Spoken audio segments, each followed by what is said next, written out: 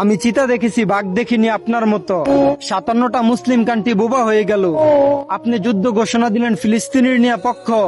আমার মনে হয় আপনার বিপরীত গেলে মরতে হবে নমরুদার ফেরাউনের মতো। হে ইরানের প্রেসিডেন্ট, আপনার জন্য রক্ত দিব, বিলিয়ে দিব এই প্রাণ, তবু বেঁচে যাক ফিলিস্তিনের মুসলমান।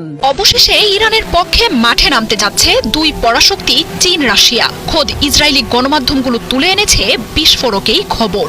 যুদ্ধের মধ্যেই আয়াতুল্লাহ খামেনির দেশটিকে নাকি মিসাইল পাঠাচ্ছে সবচেয়ে বড় দুই মিত্র চীন রাশিয়া। আকাশপথে যুদ্ধাস্ত্র নিয়ে তেহরানের নামছে চীনের কার্গো বিমান।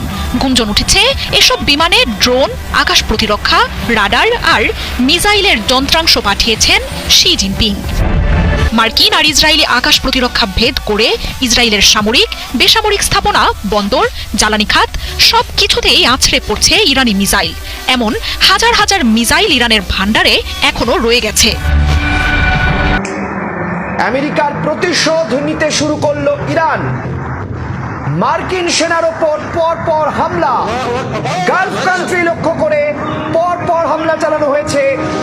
চারিদিকে বাজছে যুদ্ধের সাইরেন। ইতিমধ্যেই আরো বড় আপডেট আমরা পাচ্ছি।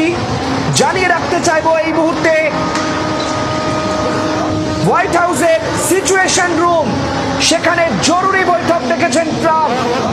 এই মুহূর্তে সবচেয়ে বড় খবর, জরুরি বৈঠক ডেকেছেন ট্রাম্প। সিচুয়েশন রুমে ন্যাশনাল সিকিউরিটির জরুরি বৈঠক ডাকলেন।